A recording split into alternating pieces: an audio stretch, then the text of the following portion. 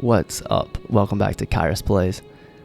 It's been a tough week. It's been hard to find time to play. I've had a sick kid. It's been several days now since I was absolutely pummeled and humbled by Lawrence, but I'm very thankful and excited to be back in it, ready to continue off where I last stopped. And the only thing I've done in the game is all been in the base game. I ran through Himwich and Canehurst mainly to pick up some chunks, but haven't really. And I actually did one more little run around the research hall, and there's one thing that I found there that I saved to do on camera, so we'll probably go there first before we go up to the Living Failures boss fight and continue from there. But before all that, we have to talk story and lore for just a second. And the reason we have to talk lore is because, truthfully, I admitted this at the end of the base game, a lot of the lore kind of went over my head, and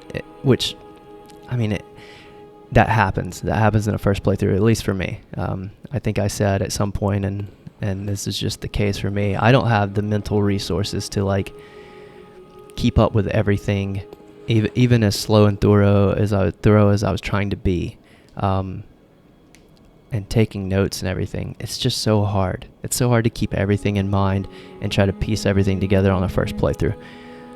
So even at the end of the game, or especially at the end of the game, I just felt like I'd been grasping at straws. Like there was tons of pieces of lore that I had floating around in my head, but kind of the meta narrative, the overall of what's really going on here, all that kind of eluded me for the most part. So the reason I have to talk lore right now is because I feel like I've had that switch. I'll tell you what I've done. I did basically three things.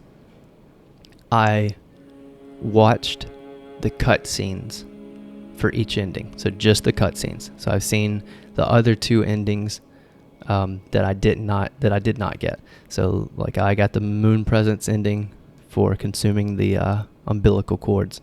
I watched the other two. I want to explain those because you guys all know what they are. Then I actually went back and watched the very first couple of episodes of my own playthrough, which I'd not done, and it was kind of cringy, but it was also very, eye-opening to kind of go back and understand things a little bit from the beginning of the game. And one thing that I picked up on right off the bat was that in that clinic that you wake up in, the voice that you hear at the beginning, you see the aliens, you see the messengers, and then a lady's voice talks to you, and I believe it's the doll, right? And then I dipped my toes into a multiple lore-centric playthroughs, but I only watched a few minutes, nothing past Central Yarnum in any of them. And a couple of you guys that have been following along recommended some of those to me. Some I just found on YouTube or whatever. So there's maybe 3 or 4 that I kind of dipped into, really just kind of heard the beginning of the, their thoughts about the very beginnings of the game. So just enough to kind of throw some pieces into play. And I say all that to say this. There was a moment where I had a very real shift in how I was thinking about, I guess, like I said, the meta narrative of this game. And it was eerie because I guess I just, I played through the whole game thinking oh, this is my little hub world, and this is my little lady that, levels me up. And I was pretty much comparing it all to the Souls experience, where you have your Firelink Shrine type thing. You have the Firekeeper that's kind of there's this comforting thing about the Firelink Shrines, or Majula, or whatever it is. There's this that's my home, that's my that's my comfort zone. That's my safe zone, right? And you know, putting several hundred, maybe 1,000 hours, whatever, into the games, like they really do. They kind of become like, I don't know, like a video game home away from home, right? Like it's they're special places. So I kind of immediately just projected that onto this place, and I played the entire game like that. And this was one of the things that, like I said, I watched my own playthrough, and when I got here, I was so stoked because I was like, oh yes, like this is my new little hub world. This is my safe zone. This is my hangout spot. Okay, so I've scratched the surface just enough on the lore to kind of put that in question for me, and it's a weird feeling. That's the reason I'm taking time to talk about this, is because so like the doll speaking at first, and just thinking about like why this is here, and I still have this comparison to the Souls games, but now it's not so much of like, oh, this is my little home base. It's more of like, this is the cycle. This is like this game's version of the undead cycle that I'm trapped in. And now there's the questions of like, how exactly, who runs this, right? And I mean, I kind of know, just because of the ending of the game, like the Moon Presence being the last boss and being a great one. So I guess what I'm saying is, I have speculations, I have theories, and I have questions. That's the main thing. And I have doubts. I feel slightly betrayed. I feel like I don't know. This place seems uneasy to me now, because I have so many questions and doubts about like what's really going on here, and what is out of those three endings, like what is the best? I mean, I know you have like, I guess, the good, bad, and true ending or whatever, but on a deeper level than that, like what do they actually mean, and what is this doll's like real role in all of this, and the messengers and all, you know, I have all these questions that I've only began to like uncover. And so anyway, I think that what I'm going to do, I've decided my second playthrough, because I've been trying to decide what I'm going to do for my second playthrough. I think my second playthrough, I'm going to go through with a new build from new game, but now that I'll kind of know the layouts of the areas, the bosses, you know, shouldn't be difficult, and I'm going to spend much more of those mental resources that were used for fighting and exploring to pay more attention to what's going on, because that sounds more fun to me personally than continuing to watch other people explain it to me, because I can do that anytime, right? I kind of want to keep this sense of mystery that I feel right now, and ride it out as long as I can. So I don't know if I'll record it. I don't know if I'll upload it. But once I get through with the DLC and maybe the Chalice dungeons, I can't decide. I may do them on this character, or I may wait until I go through that second game. And I'll probably right now I'm leaning towards a Blood Tinge build, doing a Blood Tinge build, and just really, my idea is to start out, and every time I get to an NPC, or every time I get to something that I'm like, man, I never really understood this, to have like the wiki page pulled up. I think someone recommended like a certain Bloodborne wiki page that's ran by fans that he said was the best option.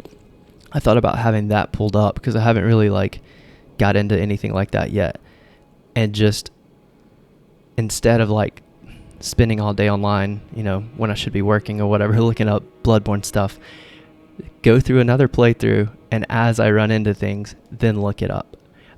That sounds like a ton of fun to me. So I think I'm going to commit to doing that. I don't expect it will be very entertaining if I did record it and upload it, but just for me personally, I'm kind of excited about it now. So I think I'm stopping all like of my own research. I'm still happy to everything that you guys have told me that has been following along. I've loved all the info you guys have given me. So I'm not going into like spoiler blackout mode or anything like that again. But I'm just gonna save all my deep diving for a second playthrough and kind of use the wiki page as like a compendium or like a like a I don't know,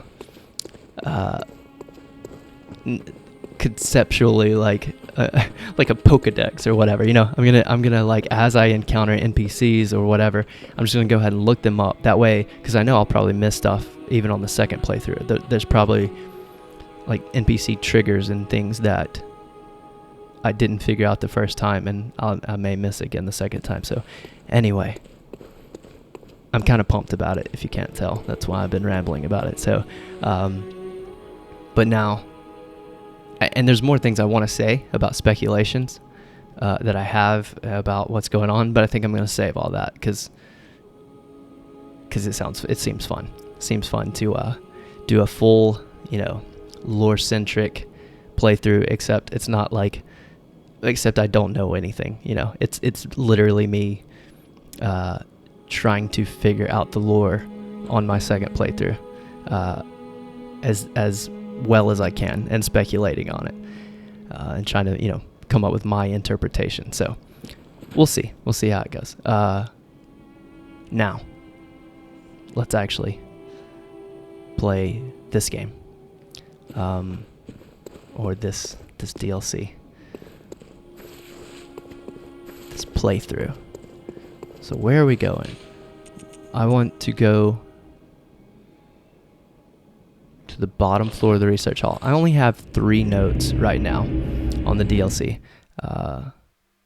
One is just secrets guy. I didn't catch his name, but the last thing he told me was the nightmare was sprouted. This guy right here. Kill Maria atop the astral clock tower. She hides the real secret. Okay, sorry. That's not the last thing he told me. Was kill Maria, which, by the way, is, if you would have asked me when I started playing Bloodborne to name like anything I knew about it, just from kind of the peripheral of being online and Souls communities and stuff, I would have been like, well, I know there's a boss named Maria that people talk about a lot. So like, I still have no idea what to expect. I don't know anything about it, but everybody in this place has talked about Maria. He's telling me to kill Maria. I mean, it's pretty clear that what's in that clock tower or whatever is Maria, and so I don't know. I'm sure that, like everything else in this game, I'll be surprised, but I expect it to be a boss fight. But he told me at first, I think I listened back to this, and I found it interesting. I think I kind of missed it at first, but he said this nightmare, or the nightmare, is sprouted from hunters' misdeeds. And then he said something about their petty arrogance, and it was like time that someone exposed the charade, which is another lore thing that I want to try to figure out. It is how. So I think the dream comes from. I think the dream came from the Great Ones, or I think the Great Ones created the dream. I'm pretty sure that was in a piece of an item description or a message on the ground or something. But I don't know exactly what the nightmare is or its like correlation, and that seems like a pretty big line that he said the nightmare sprouted from the hunter's misdeeds. So that's something that I would like to like keep in the back of my mind.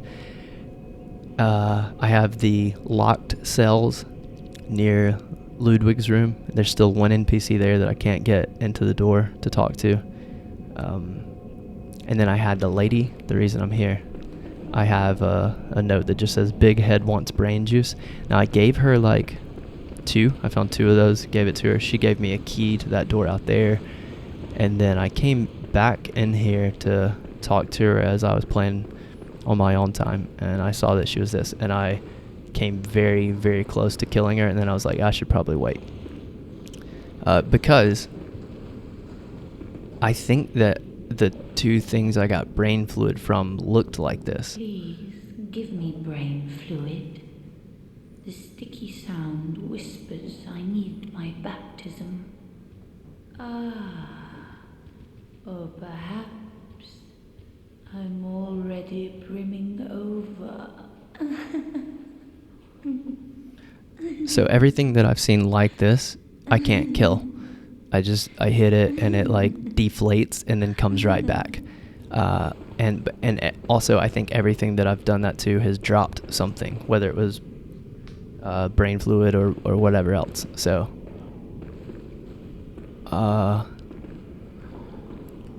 Please, the sticky.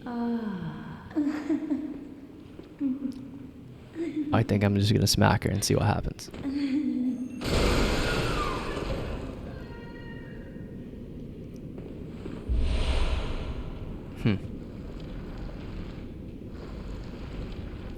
Can you just do this over and over and over? Just give her own brain fluid again and again and again. Please give me the sticky Looks like it. sound whispers I need my baptism.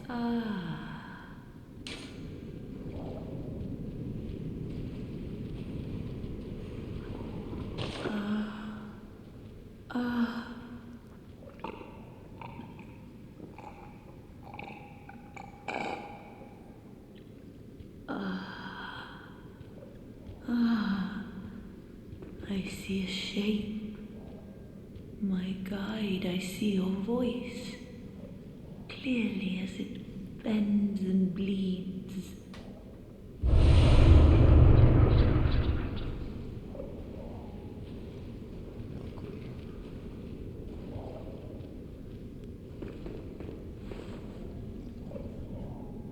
That's a My own covenant? revelation. Just for me. Thank you, really. I used to be nothing.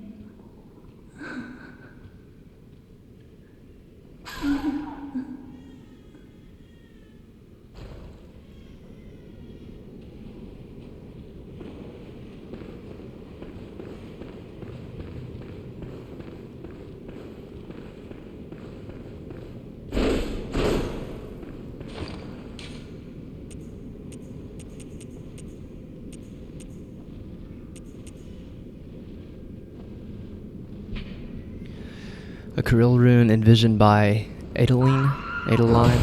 What the?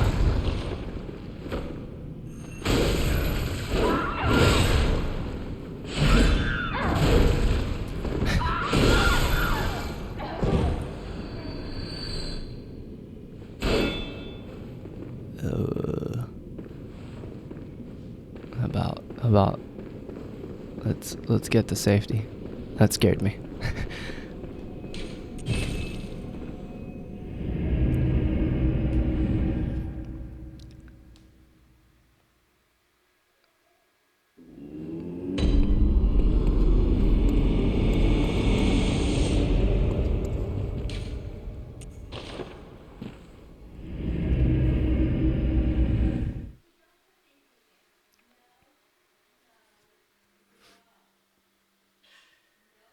I thought I was going crazy for a second because I haven't heard a baby cry in a long time in this game, and like right after that thing hit me, I heard a baby crying.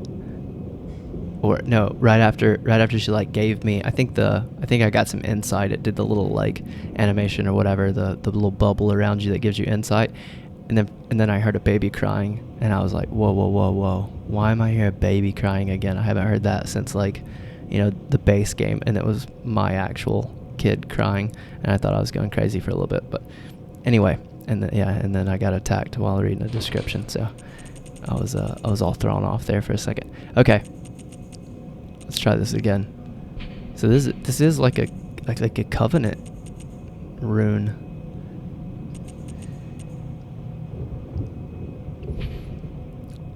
A Kirill rune envisioned by Adeline, patient of the research hall. A transcription of the inhuman sticky whispers that reveal the nature of a celestial attendant.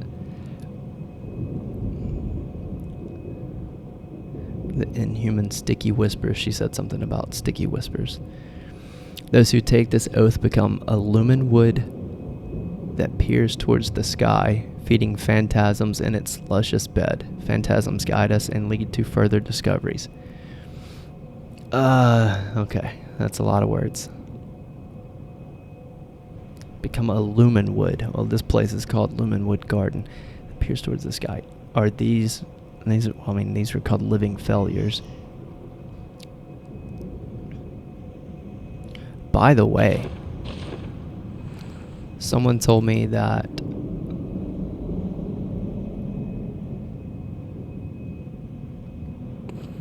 I don't think I noticed these storm clouds the first time. Oh, Jesus. I don't think I actually looked around from here.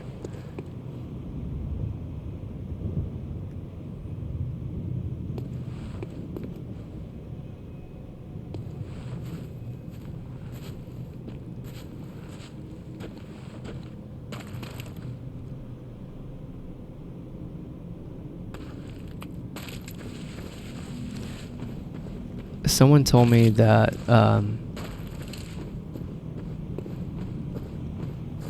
that the OST for this Living Failures fight was their favorite, so I went back and listened to it, and at the same time, I also actually watched the animations and the particle effects and stuff for the move they do when they all start, like, I guess, like worshiping the sky or calling down the sky or whatever, and then everything goes to, like, everything becomes like a galaxy. It gets dark.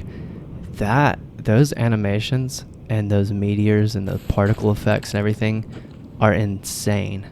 That fight is really weird, and that, like, I feel like it would be very easy to. It's not a difficult fight, and I feel like it would be very easy to kind of overlook it as just like yeah, whatever. That's like, but when he was right, the soundtrack is awesome. The music of that fight is excellent, and the colors and the particle effects are crazy good. Like, yeah, like weirdly good. I was, typical thing. I was trying to survive too much to really take it in, and then I really am kind of captivated by this view right here, with those flowers and that building in the background. Like, the fight is fun enough, but just like the aesthetics and the sounds of this fight are sick. Huge fan. All right.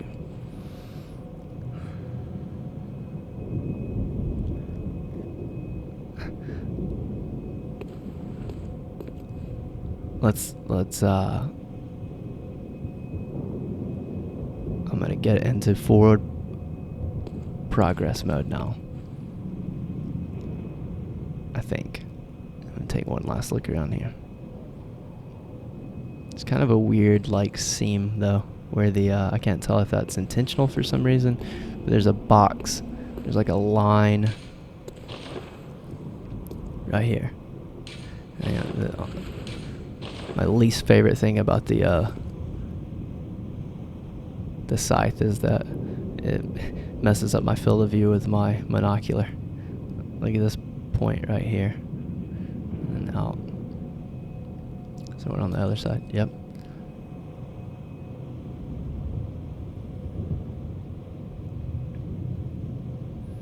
So whether that is just a small flaw or whether that's some kind of intentional design showing that the sky is somehow something in the sky, something like a dome or I don't know.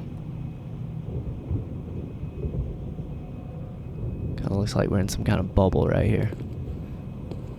But it could just be it looks almost too symmetrical to be not intentional. Not sure. Okay. I love the clouds, though. I love this area right here in general. This is just really cool.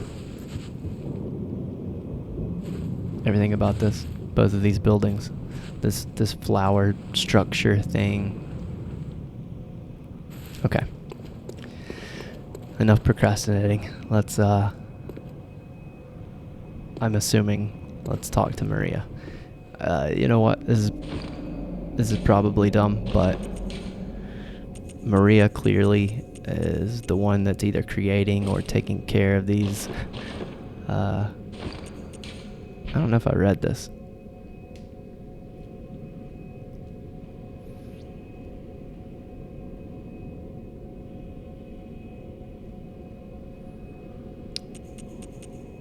Oh, you know what else that I didn't read or didn't look at?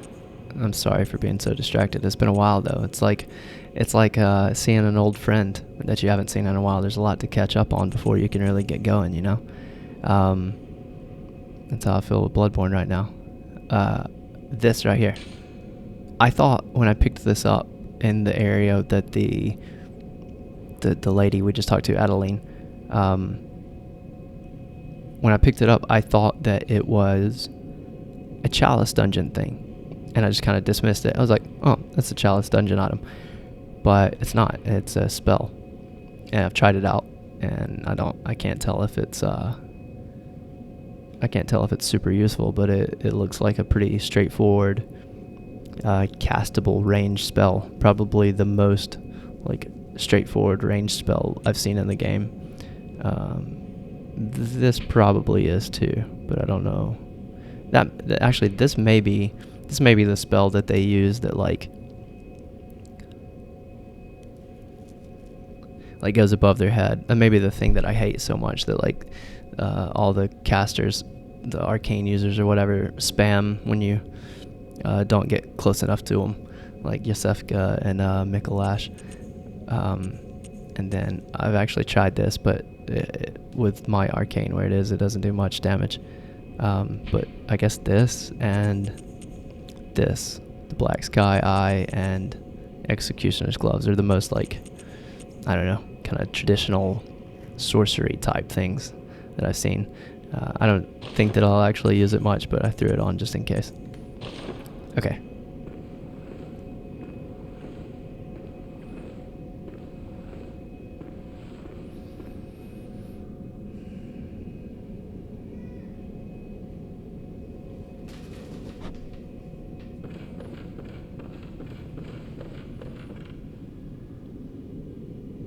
She looks dead from here.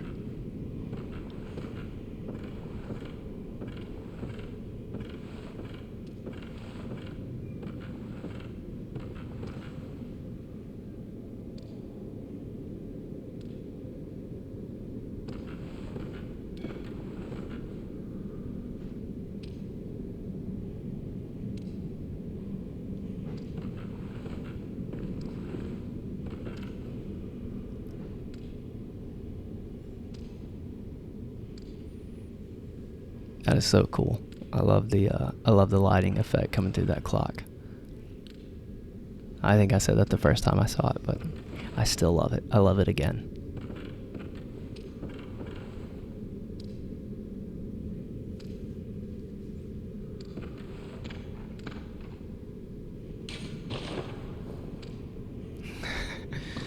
However much I didn't like the burial blade for its field of vision blocking. This turns out this is the worst. Okay, so we have a lady that I assume is Lady Maria. It looks like inspect corpse that appears to be dead. And we have a picture and a cup, and she is bleeding.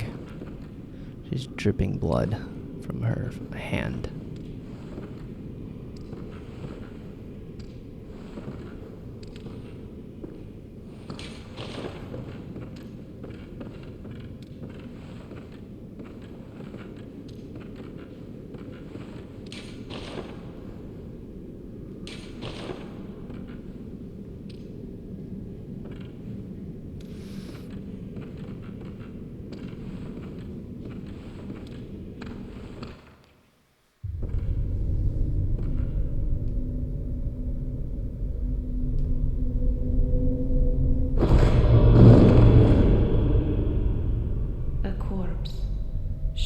rest well alone.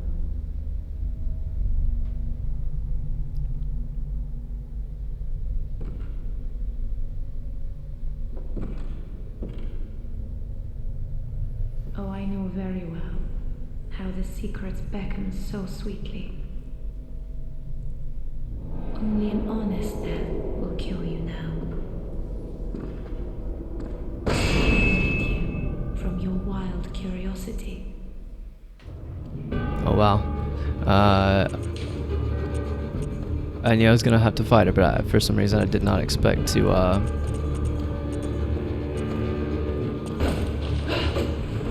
I didn't know it was gonna be without a choice.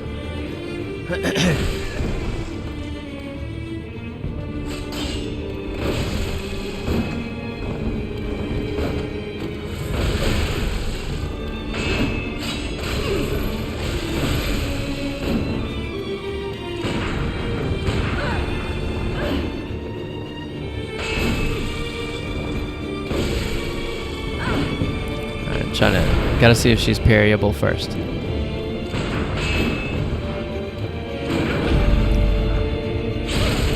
Affirmative.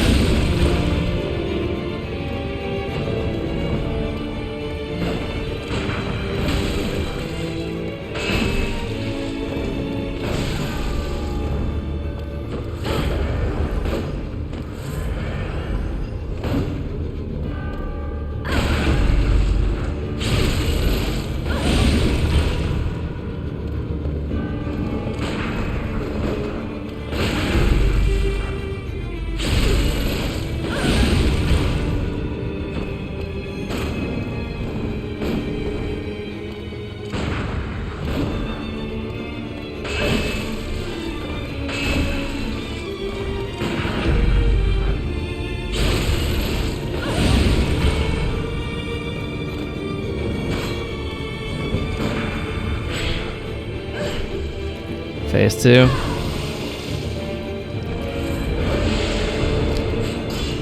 I'm gonna go ahead and assume, based on my previous experience, that she's not gonna be so parryable now.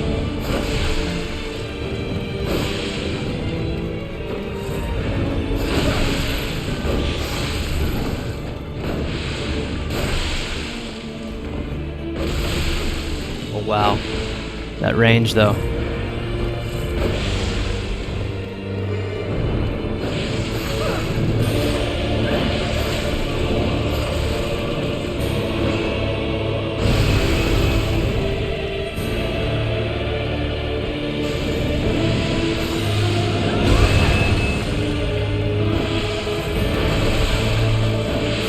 That reminds me of Sekiro's, oh crap, I forgot what it's called. One of the last, like the strongest abilities that you get. I need to shut up.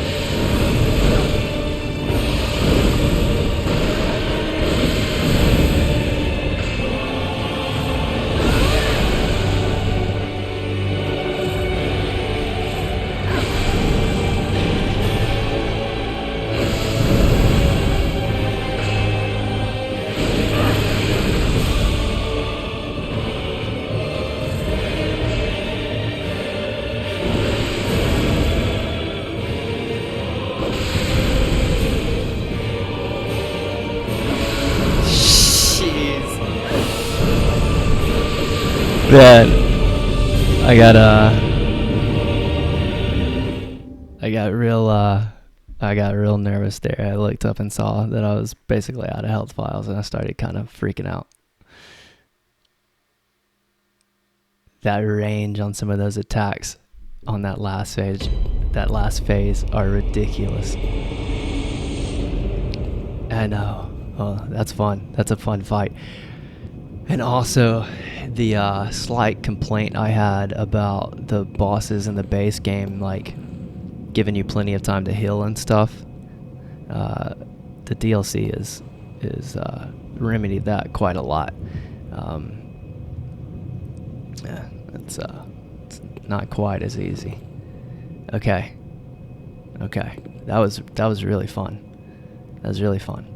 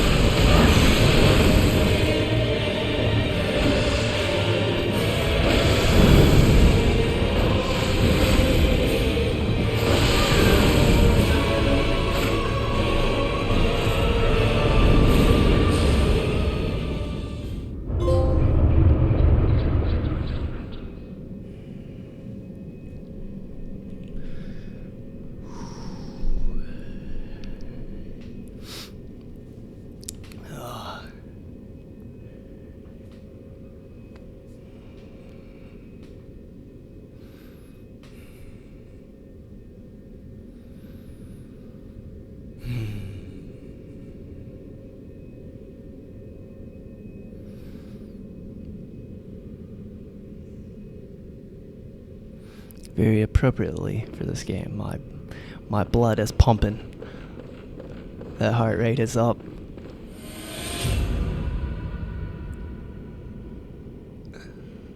The dopamine kick is in. I got a big goofy smile on my face. Celestial Dial.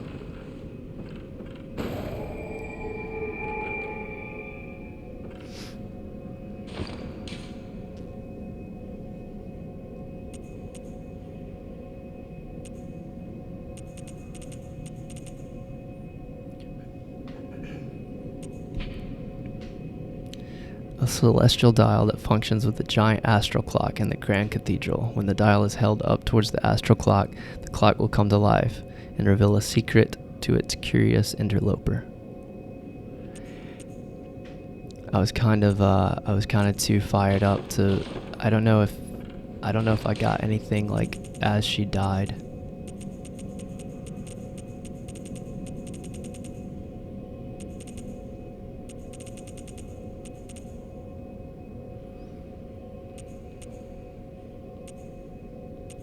I really have no idea.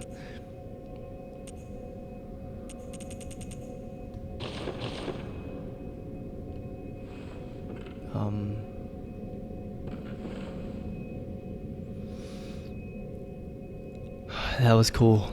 I really liked that. I really liked that fight.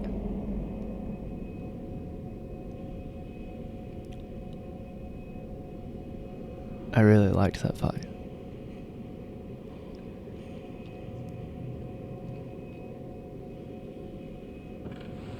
It reminded me, there was several elements of other fights in the other games that it reminded me of, but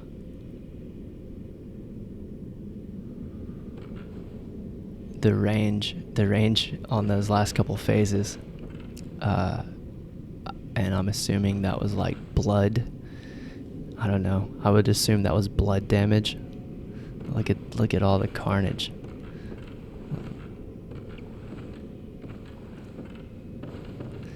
Looks like a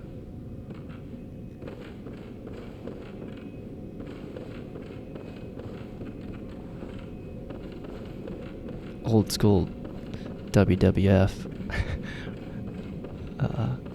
One of those matches when they went over the top with the fake blood everywhere, all over the ring.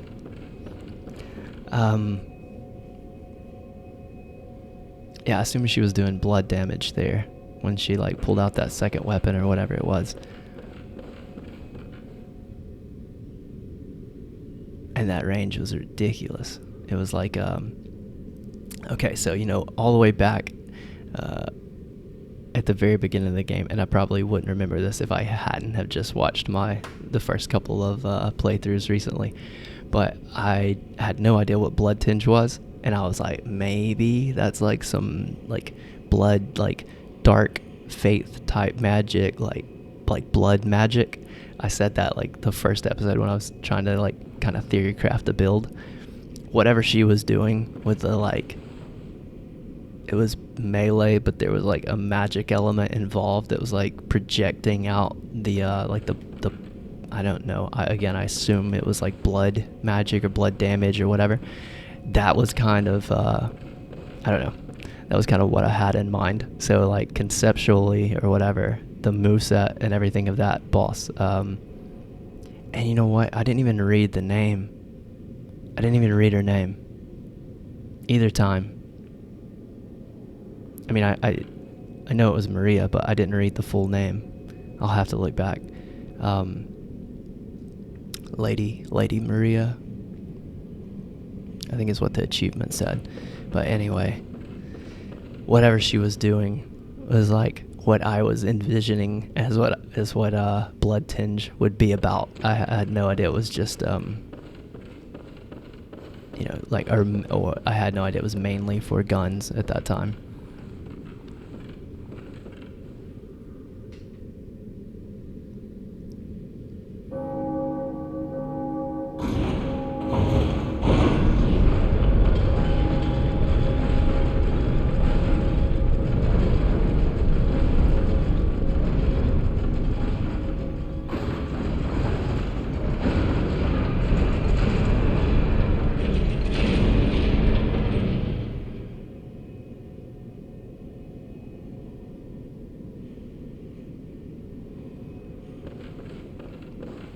this, every bit of this has been sick.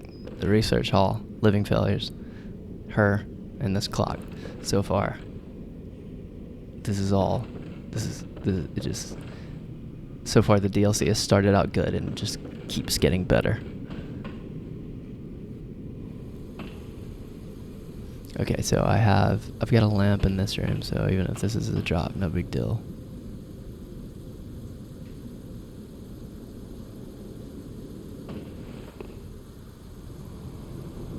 Okay, we had a little bit of a color palette switch right there. We went to like a darker, more brooding, more greens and stuff.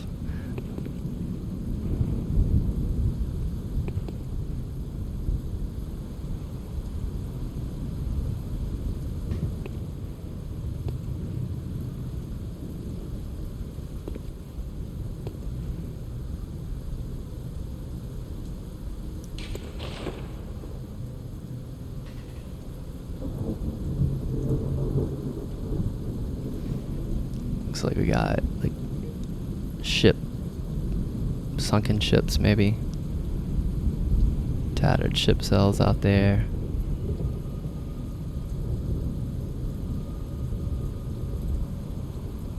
Boats, or a boat.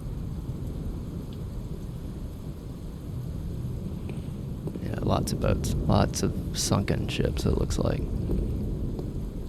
Trying to tell. I'm assuming this is just reflections of like. Oh no, maybe that's like maybe that's underwater city I can see down there. Can't tell if that's a reflection of the. Let's see if I can see like the town behind me. No.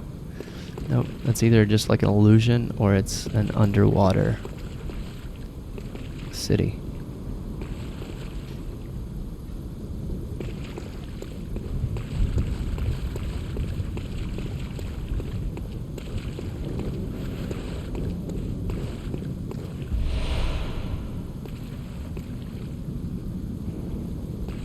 Lead elixir.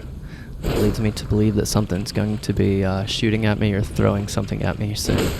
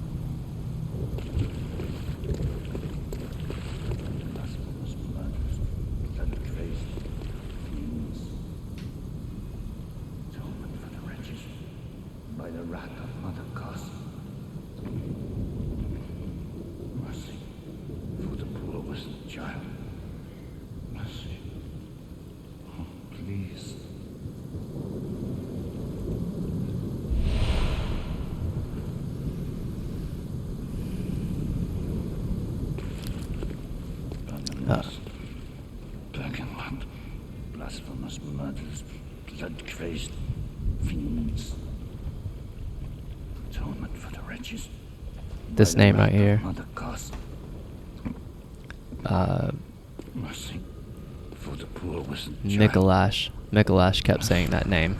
It's one of the few things I remember of all of his ramblings over and over was Koss, something about Koss.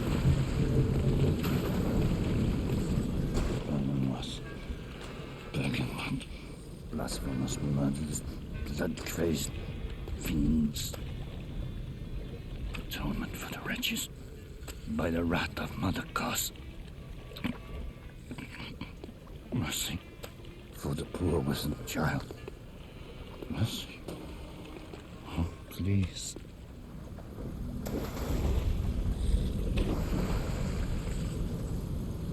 This looks. Oh. Blasphemous. Mercy. Atonement later. Oh shit. Mercy. Let the vengeance of Goss. I think I missed something then. Like a mother's devotion.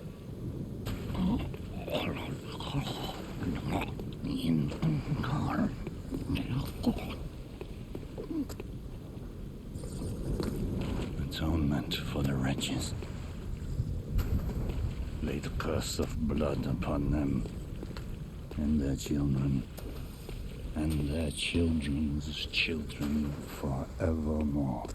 Each wretched birth will plunge each child into a lifetime of misery. He's got some of the same like markings or whatever. I don't even know what that is, but of the like witches of Hemlock, they have those like skull-looking things. Mercy for the poor wizened child. Let the pungence of cause cling. Okay, I don't think I'm gonna kill this thing, just in case there's something else. I think I'm going to go back to the dream and then start a new chapter. Well, I would like to know where I am, or like if this. I don't think I saw a change of area title.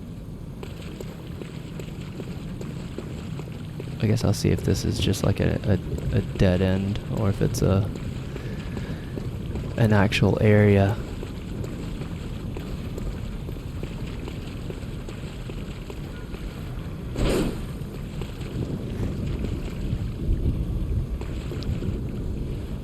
So we got like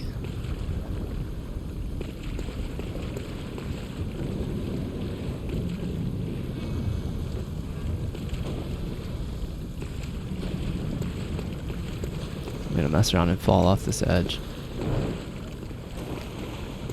We got dead bodies in boats.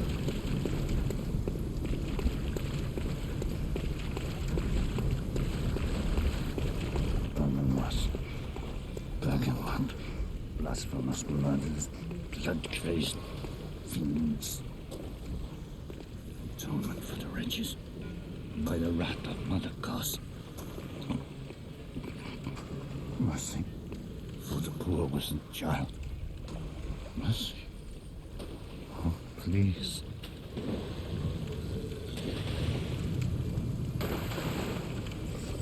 I like the way this driftwood is floating around. I'm tempted to stand here for a while and see. Blasphemous murders, I just saw that one reset. I wanted to know if they were on the loop or if they moved like back and forth. by the wrath of Mother Goss. Mercy for the poor wizened child. Mercy. We'll watch this one right here. Please. See if it resets when it hits that.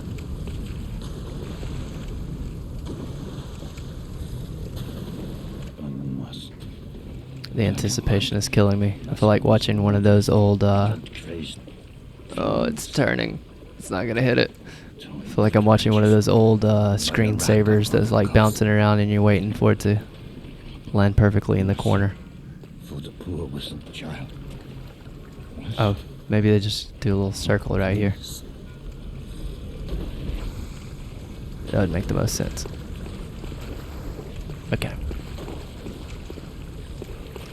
Anonymous, vagabond.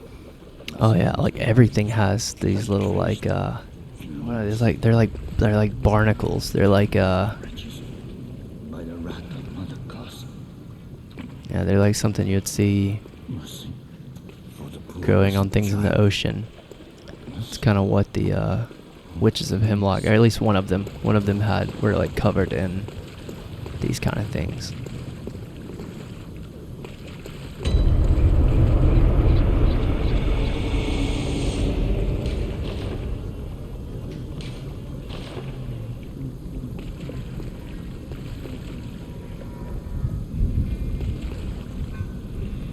That's the skeleton of a large, I was gonna say snake, but the head kind of looks like a crow.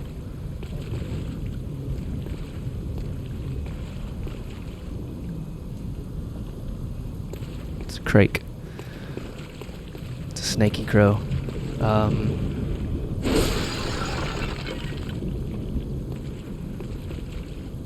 Oh, lamp.